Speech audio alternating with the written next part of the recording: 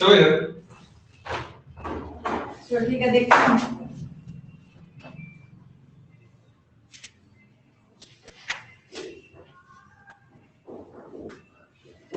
Basic values of Indian constitution.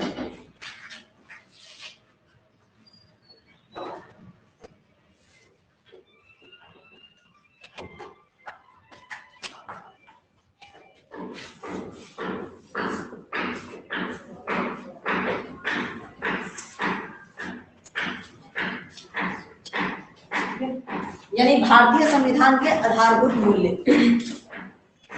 ये हमारा depend करता है किस पे? प्रिम्बल्स पे। ठीक है, जो भारतीय संविधान का प्रिम्बल्स है, यानी कि हमारी जो प्रस्तावना दिया गया है संविधान में, उसके ऊपर डिपेंडेंटली है सारा चीज। तो ये दिया गया है प्रस्तावना में, सबसे पहले कब तुम लोगों को हम लिखवा चुके थे प्रीवियस क्लास में, प्रिम्बल्स। ठीक है, इसमें क्या कहा गया है कि हम भारत के लोग भारत को एक संपूर्ण प्रभुत्व संपन्न समाजवादी पंथ निरपेक्ष लोकतंत्रात्मक गणराज्य बनाने के लिए। तो ये जो शब्द है हमारा प्रस्तावना में, जैसे पंथ निरपेक्ष, समाजवादी तथा अखंडता, ये तीन शब्द है। ठीक है, पंथ निरपेक्ष हमारा हो गया सेकुलर, उसके बाद और क्या? समाजवाद, सोशलिस्ट। उसके बाद नेक्स्ट हमारा क्या है? जैसे अखंडता है हमारा, है ना। तो इन सबको क्या किया गया है भारतीय संविधान में 1976 में 42वें संविधान संशोधन, है ना, यानी 42 जो अमेंडमेंट है हमारा, उसमें इसको जोड़ा गया है इन शब्दों को। और ये जो हमारा 42वां संविधान है, संविधान संशोधन हुआ, इसको मिनी कॉन्स्टिट्यूशन के नाम से भी जानते हैं। तो सबसे पहले इसमें क्या आता है, पढ़ते हैं, संप्रभुता दिया हुआ है, यानी कि सोवर्जियन, इसके विषय में। संपूर्ण प्रभुत्व संपन्न शब्द का प्रयोग हमारे संविधान की प्रस्तावना में किया गया। इसका तात्पर्य है, यानी कि इसका मीनिंग क्या है कि भारत के आंतरिक तथा वैदेशिक मामलों में भारत सरकार सार्वभौमिक तथा स्वतंत्र है। आंतरिक मतलब जो इंडिया के अंदर है, जो भी मामले हैं, या वैदेशिक मतलब उससे बाहर का, अपने देश से बाहर का, उसमें क्या हमारी सरकार स्वतंत्र है। तो विधि की दृष्टि से, यानी कि जो लॉ है हमारा कानून, उसकी दृष्टि से भारत के ऊपर ना तो किसी आंतरिक शक्ति का दबाव है और ना ही बाहरी शक्ति का। कोई भी गवर्नमेंट के ऊपर प्रेशर नहीं बना सकता है, ना तो उसकी आंतरिक शक्तियां बहुत सारे देशों में होती है, जैसे आंतरिक शक्ति उसके ऊपर क्या करती है? प्रेशर बनाती है। जैसे अदर कंट्रीज में कहीं कहीं पे सेना का शासन चलता है ना, तो वो क्या करता है? अपने सरकार के ऊपर, अपने गवर्नमेंट के ऊपर प्रेशर बनाता है कि नहीं ये काम होना चाहिए। बट इंडिया में ऐसा नहीं है, यहाँ पे किसी भी आंतरिक शक्ति का प्रभाव नहीं है, दबाव नहीं है हमारी सरकार पे, ना ही कोई बाहरी शक्ति का। भारतीय स्वाधीनता अधिनियम के पारित हो जाने से भारत पर ब्रिटिश शासन का नियंत्रण समाप्त हो गया और 26 जनवरी 1950 को भारत संप्रभु राष्ट्र बन गया। तो जो ब्रिटिश शासन चल रहा था हमारे देश के ऊपर, तो 1947 में ये क्या हुआ? एक हमारा संविधान स्वाधीनता अधिनियम, अमेंडमेंट एक्ट, वो पारित हुआ, पास किया गया, जिसके बाद क्या हुआ? ये ब्रिटिश शासन खत्म हो गया। और ये कब खत्म हुआ? तो 26 जनवरी 1950 को, है ना, 1950 को एक संप्रभु राष्ट्र बना भारत। नेक्स्ट पॉइंट है हमारा समाजवाद। पहला पॉइंट लिख लेते हैं।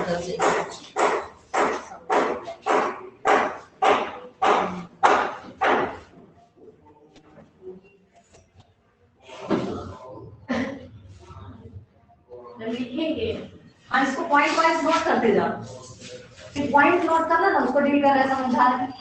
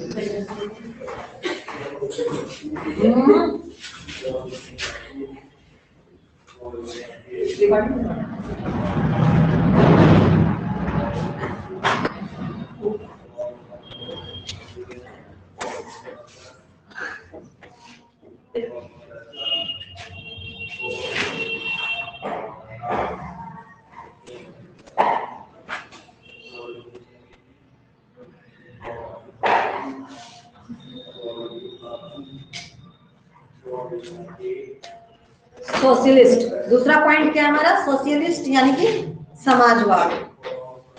तो यहाँ समाजवाद से क्या तात्पर्य है? बिना भेदभाव समाज के सभी सदस्यों के हित का कार्य करना। समाज में बहुत सारे वर्ग के लोग रहते हैं, है ना? तो प्रस्तावना के इस उद्देश्य को रेखांकित किया जाता है कि राज्य का अंतिम लक्ष्य क्या है? समाजवाद को पाना, ताकि समाज में आय और जीवन यापन के स्तर में विषमता को कम किया जा सके। इस लक्ष्य को लोकतांत्रिक सत्ता एवं अहिंसा के माध्यम से प्राप्त किया जाना है और देश के विकास में सरकार के साथ साथ निजी व्यक्तियों या संस्थाओं का समान योगदान होता है। यह शब्द भारत को एक जन कल्याणकारी राज्य घोषित करता है। हमारे समाज में विभिन्न वर्ग के लोग होते हैं, विभिन्न जाति के लोग होते हैं। तो क्या होता है? वर्ग का जो स्तर है उसका इकोनॉमिक बेस के ऊपर भी इसको डिवाइड किया जाता है ना? और दूसरा क्या है?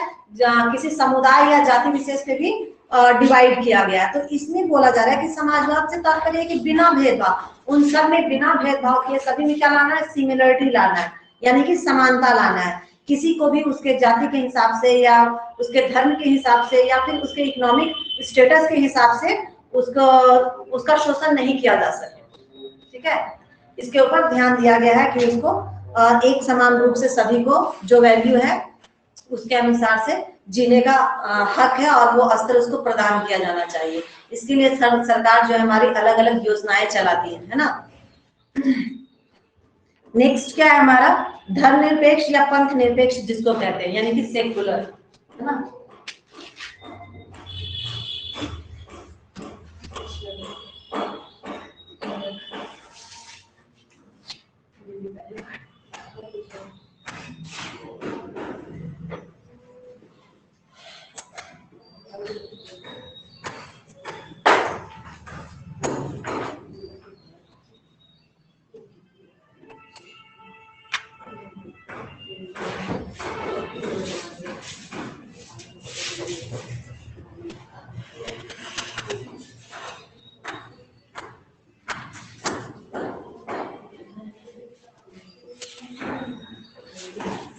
पंथ निरपेक्ष। तो भारत का संविधान किसी भी धर्म या पंथ विशेष को प्रोत्साहित नहीं करता है, प्रोत्साहन नहीं देता है। यानी कि किसी भी विशेष धर्म को वह ऐसा नहीं है कि किसी धर्म को वो ज्यादा वैल्यू देता है और किसी धर्म को कम वैल्यू देता है, और ना ही किसी धर्म के साथ कठोरता का व्यवहार करता है। ठीक है, और ऐसा नहीं है कि किसी विशेष धर्म के ऊपर क्या है, वह ज्यादा स्ट्रिक्ट है कि ये नहीं होना चाहिए या ये धर्म लागू नहीं होगा, ऐसा कुछ भी नहीं है हमारे संविधान में। धर्म और उपासना की पूर्ण स्वतंत्रता प्रदान करके धार्मिक अल्पसंख्यकों को भी समान संरक्षण प्रदान किया गया है। जैसे अभी तुमको जस्ट बताया कि अलग अलग धर्म के लोग रहते हैं भारत में, ठीक है, विभिन्न धर्म के लोग रहते हैं। तो इसमें बोला गया है चाहे अल्पसंख्यक क्यों न हो, जो मोहम्मडन था हमारा पहले यहाँ क्या है, अल्पसंख्यक है ना, तो उसको भी क्या कहा गया है, उनके धर्म को भी उतना ही मान्यता दिया गया है जैसे हिंदू धर्म को, सिख धर्म को, ईसाई धर्म को दिया गया है। किसी के साथ भी ज्यादा स्ट्रिक्टली वो नहीं बिहेव करते हैं, सभी को एक समान रूप से देखते हैं।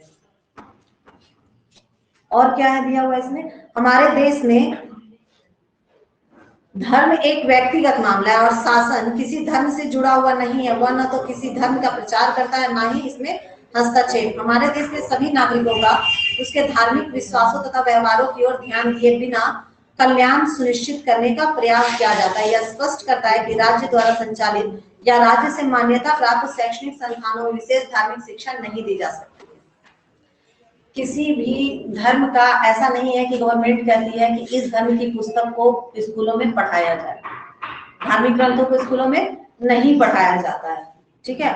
और ना तो वो किसी धार्मिक मामला में क्या कहता है, हस्तक्षेप करता है, ना ही किसी धर्म को विशेष वैल्यू देता है। वो संविधान में सभी को एक समान रूप से वैल्यू दिया गया है। नेक्स्ट क्या हमारा डेमोक्रेटिक।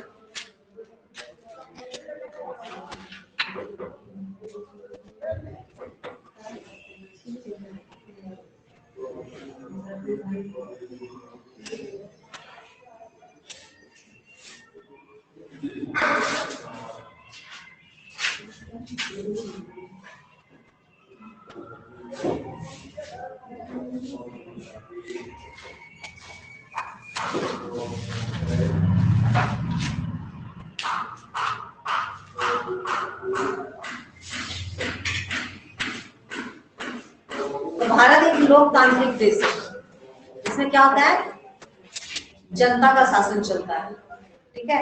और ये जनता का शासन कैसे चलता है, तो लोकतंत्र का क्या तात्पर्य हो गया आगे हमारा, कि जो राज्य शक्ति का प्रयोग है जनता के द्वारा किया जाता है। हमारे देश में जनता सर्वोच्च और बहुमत के निर्णय द्वारा शासन संचालित होता है। प्रायः प्रत्येक 5 वर्ष के अंतराल पर लोकसभा तथा विधानसभाओं के चुनाव होते हैं और सार्वभौमिक व्यस्त मताधिकार द्वारा जनप्रतिनिधि चुने जाते हैं। हर 5 वर्ष पे क्या होता है, इलेक्शन होता है ना।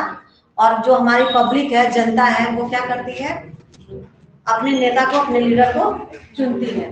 तो ये जनता के द्वारा ही चुना गया है, यानी लोग, जो हमारा लोग है, जो हमारा समाज है, उसके उसमें जो रह रहे लोग है, तो व्यस्त मताधिकार, दैट मीन्स वोट देने का एज क्या, ये किया गया, निर्धारित किया गया है 18 ईयर्स। जिसका 18 वर्ष हो जाता है वो वयस्क के रूप में, यानी एडल्ट पर्सन के रूप में काउंट होने लगता है और उसको वोट देने का अधिकार मिल जाता है। तो 18 ईयर्स ही हमारा दिया गया है यहाँ पे एडल्ट होने का, है ना। बोलो, कोई क्वेश्चन है? नहीं, फालतू की बातें नहीं। 18 ईयर्स हो जाएगा, उसके बाद क्या होता है, वोटर लिस्ट में नाम चढ़ता है, वो सारा किया जाता है, वो प्रोसेस है। उसके बाद वोटर आईडी कार्ड बनता है, तब जाके तुम वोट डाल पाओगे। राज्य में कोई विशेष अधिकार प्राप्त वर्ग नहीं है। जनता अपने निर्वाचित प्रतिनिधियों के माध्यम से क्या करती है, सरकार बनाती है। अब जो प्रतिनिधि हम चुनते हैं, जैसे हमारा एमपी, एमएलए, इन सब का चुनाव होता है ना, तो वो सब जब जाते हैं तो हम ही लोग उनको चुन करके भेजते हैं, है ना। और फिर हमारा क्या होता है, सरकार का गठन बनता है। तो जिसका ज्यादा एमपी एमएलए रहेगा तो उस हिसाब से उसका सरकार बनता है। जिसका बहुमत ज्यादा रहता है, जो ज्यादा पोल, मतलब ज्यादा वोट जो लाता है, उसी का तो सरकार बनता है। यही हो गया। और क्या होता है कि जनता के पास पुनः अवसर होता है कि नए जन प्रतिनिधि का चुनाव कर सके। हर 5 साल में, अगर 5 साल तक किसी सरकार को अगर जनता चुनी है और उसको वह पसंद नहीं आ रहा है, उनके कार्य पसंद नहीं आ रहे हैं, जो वो कर रहा है, उनका शासन पसंद नहीं आ रहा है, तो नेक्स्ट ईयर वो क्या कर सकती है, दूसरे सरकार को चुन सकती है, फिर इलेक्शन के द्वारा। और जैसे एग्जांपल दिया गया है कि 17वीं लोकसभा गठित करने के लिए 2019 में चुनाव हुआ था। 2019 में चुनाव हुआ था, 17वीं लोकसभा चुनाव हुआ था। नेक्स्ट क्या हमारा, गणराज्य यानी रिपब्लिक।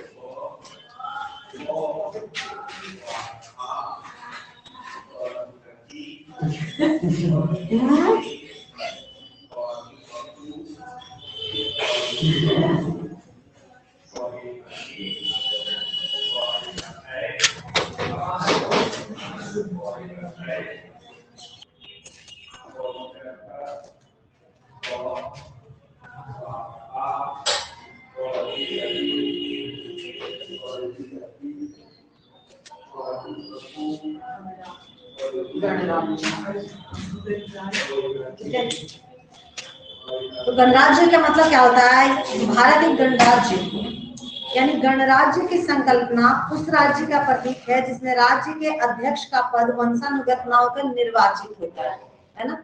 अभी बराबर न्यूज में सुन रही होगी कि जो बीजेपी वाला है वो कांग्रेस को क्या बोलता है बार बार, कि ये क्या चला रहा है, वंशानुगत चला रहा है ना, वो बना। उसके बाद फिर उसके फैमिली का ही हर मेंबर जो है गवर्नमेंट में, सरकार में आती है हर बार, तो उसके ऊपर ब्लेम लगाते थे। वही एग्जांपल दिया गया कि वो वंशानुगत ना होकर निर्वाचित होता है। ये जरूरी नहीं है कि किसी की फैमिली का एक पर्सन अगर हमारे गवर्नमेंट में, सरकार में है, कुर्सी पे है बैठी हुई, तो उसका ही नेक्स्ट जनरेशन कुर्सी पे बैठेगा, ठीक है। क्या हो सकता है कि तो जनता चुनती है ना, जनता सेलेक्ट करती है उसको। अगर वो नेता या वो सरकार उसको प्रिय लग रहा है, अच्छा लग रहा है, तो उसको बार बार चुन करके जनता ले आती है। तो क्या होता है कि वो वंशानुगत ना होकर के कोई भी अदर आदमी, दूसरा आदमी भी खड़ा हो सकता है इलेक्शन में, और वो भी सरकार हमारी बन सकती है। राज्य का अध्यक्ष एक निश्चित अवधि के लिए प्रत्यक्ष या अप्रत्यक्ष तरीके से चुना जाता है। प्रत्यक्ष तरीके में राज्य के अध्यक्ष को जनता चुनती है, लेकिन जब जनता के प्रतिनिधियों के द्वारा राज्य का अध्यक्ष चुना जाता है तो यह अप्रत्यक्ष तरीका होता है, यानी एक डायरेक्ट और दूसरा इनडायरेक्ट। तो अगर जो हमारी पब्लिक है डायरेक्ट रूप से अगर गवर्नमेंट को चुनती है तो प्रत्यक्ष रूप कहलाता है, उसमें हिंदी है। और दूसरा जो हम प्रतिनिधि, जनप्रतिनिधि चुनते हैं, विधायक वगैरह चुनते हैं, है ना, तो वो सब अगर किसी सरकार को सेलेक्ट करते हैं, चुनते हैं, चूज करते हैं, तो हमारा क्या हो गया, इनडायरेक्ट रूप से हो गया, क्योंकि हम चुने उसको और वो चुना दूसरे को, तो इनडायरेक्ट रूप से हो गया। और जब पब्लिक डायरेक्ट चुनती है तो वो सीधा रूप हमारा सीधा होता है, प्रत्यक्ष रूप होता है। भारत में राष्ट्रपति का पद सर्वोच्च पद होता है और राष्ट्रपति 5 वर्षों के लिए प्रत्यक्ष तरीके से निर्वाचित होता है। राष्ट्रपति का पद कितने साल का होता है, कितने वर्षों का, 5 वर्षों का। और ये भी क्या होता है, प्रत्यक्ष तरीका होता है। और 26 जनवरी 1950 को भारत गणतंत्र घोषित हुआ और डॉक्टर राजेंद्र प्रसाद देश के प्रथम राष्ट्रपति बने। तो ये जो बोला है कि 26 जनवरी 1950 को भारत गणतंत्र घोषित हुआ। गणतंत्र मतलब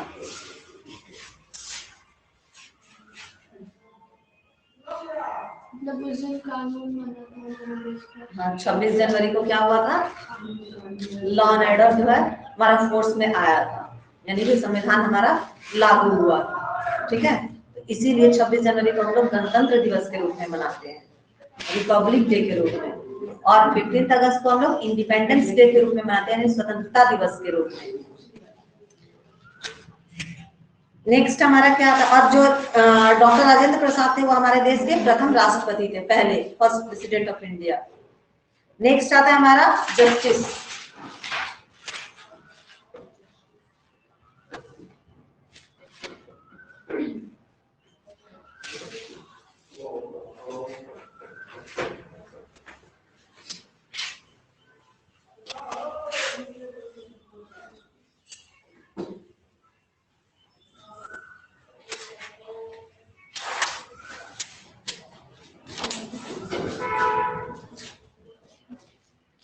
हमारे संविधान में सामाजिक, आर्थिक और राजनीतिक न्याय प्रदान करने की बात कही गई है ना, कि किसी भी व्यक्ति को सामाजिक, सोशलिस्ट, आर्थिक, इकोनॉमिक और राजनीतिक, पॉलिटिकल, है ना, यह क्या है, उसको न्याय मिलेगा, ऐसा बात कहा गया है।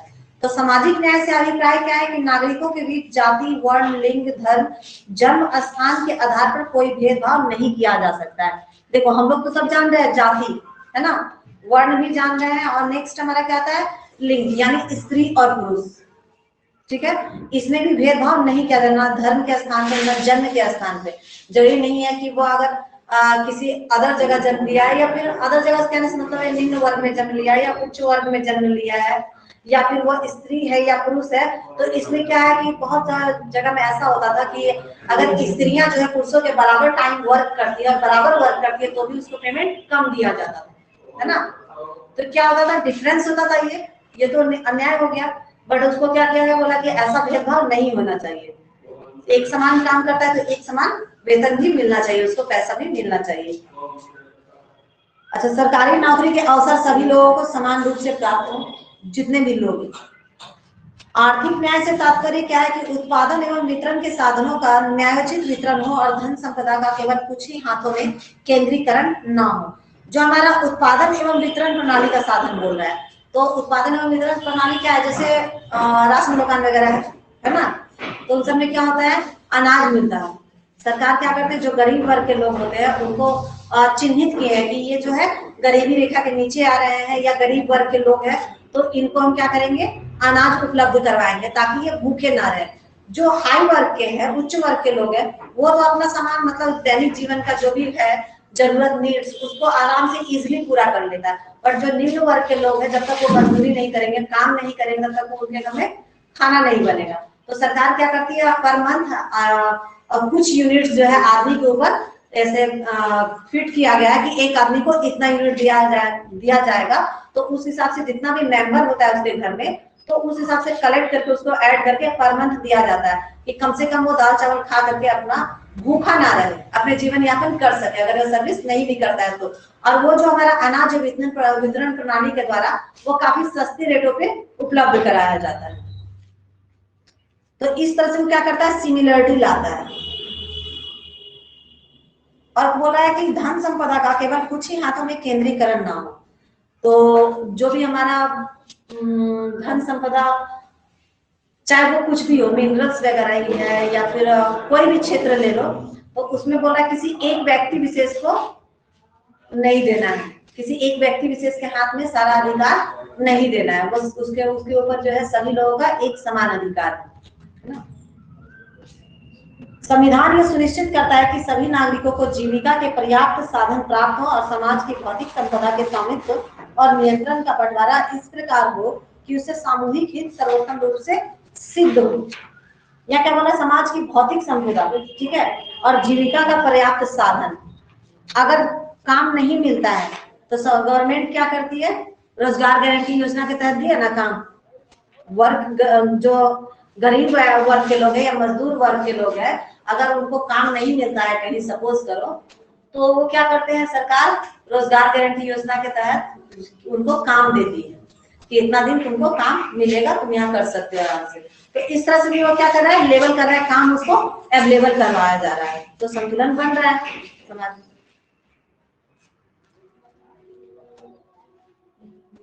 तो तुमको अभी जस्ट बताई है कि स्त्रियों, पुरुषों और स्त्रियों दोनों को समान कार्य के लिए समान वेतन मिले, ठीक है, और बच्चों को जो है काम में न लगाया जाए, श्रम में न लगाया जाए। बालकों को निःशुल्क तथा अनिवार्य शिक्षा की व्यवस्था इसी न्याय का प्रतिफल है। जो मिलता है ना 6 से 14 वर्ष को निःशुल्क एवं अनिवार्य शिक्षा मतलब दिया जाता है बच्चों को, 6 से 14 वर्ष के बच्चों को, तो यह इसी के आधार पे दिया गया है।